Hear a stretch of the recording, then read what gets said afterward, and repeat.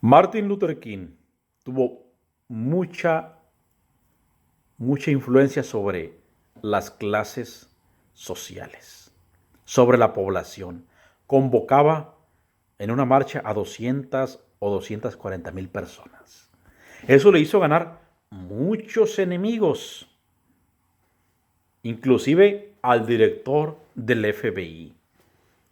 Tanta fue la influencia que Martin Luther King tenía sobre la población, sobre las masas, que le preocupó al Estado norteamericano. Le comenzó a preocupar el poder de convocatoria de este personaje, que luchó por la igualdad y por la no discriminación del hombre negro en Estados Unidos.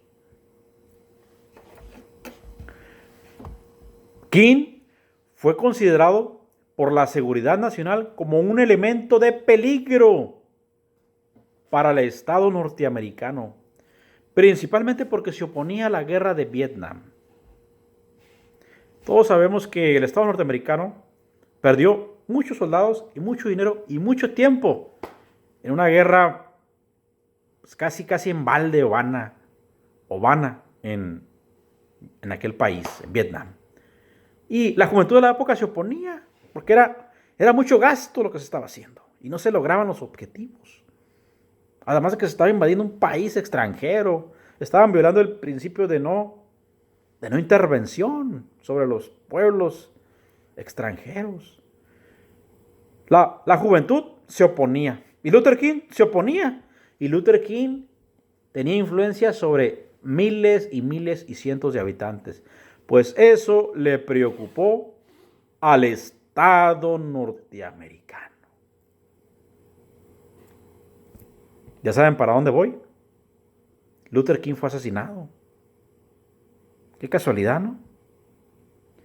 La relación de Luther King con el gobierno de Lyndon Johnson, quien fue el presidente, o era el presidente en aquella época, se deterioró.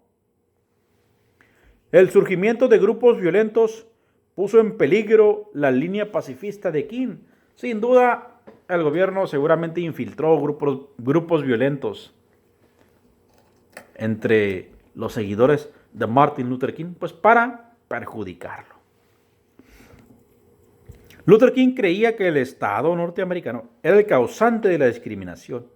Imagínense cómo no lo iban a considerar un peligro para ellos. Si Luther King abiertamente les decía no a la guerra de Vietnam, ustedes son los causantes de la discriminación. King soñó un modelo de nación norteamericana. Imagínense, tenía su propio proyecto, su propio modelo. Pues por algo lo consideraron un peligro, ¿no? Como parte de sus nuevas ideas, estuvo en Memphis, preparando la marcha de los pobres. No solo de los afros, sino también de los pobres. Pues decía que la no colaboración, la resistencia pacífica, eran las armas de los oprimidos. Él estuvo del lado de ellos. En lo que estaba en esa preparación para esa marcha, un convicto, o sea, un hombre que estaba purgando una pena, una conviction, es una condena en la cárcel, escapa de la cárcel y ataca a Martin Luther King, le da un balazo y lo asesina lamentablemente. Eso me hace recordar a lo que decía Fidel Castro. Decía él, la CIA, cuando quiere acabar con un enemigo, lo hace de muchas formas. Una de ellas es incitar a otra persona para que lo haga. Y hay muchos ejemplos, Cuando se ha incitado a otras personas para que cometan asesinatos contra los líderes sociales. Tenemos el caso de Luther King, del que estamos hablando. Tenemos el caso de John Lennon. ¿Cómo es posible que de repente aparezca un loco y le dé unos balazos? Eso es lo que llamaba Fidel Castro inducción. Inducir, o sea, incitaban pues a las personas, a una persona, para que cometiera ese crimen y que nunca se culpara al Estado o a los verdaderos culpables, sino que se dijera, no, pues fue un fanático, fue un loco el que lo mató, el que lo asesinó. Así eran. Así se actuó y todo parece sospechar que su asesinato fue inducido. Por eso, un convicto que se escapa de la cárcel asesinó a Martin Luther King el 4 de abril de 1968. El luchador por los derechos de los hombres tenía 39 años. Se cumplió su propia profecía de Martin Luther King. No llegó a los 40 años. Lo vaticinó cuando dijo, si mataron al presidente, yo no creo llegar a los 40 años.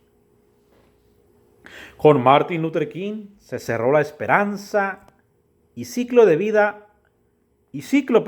la vía no violenta para lograr los nobles objetivos de la igualdad entre blancos y negros y la no discriminación. Luther King fue velado el 9 de abril de 1968.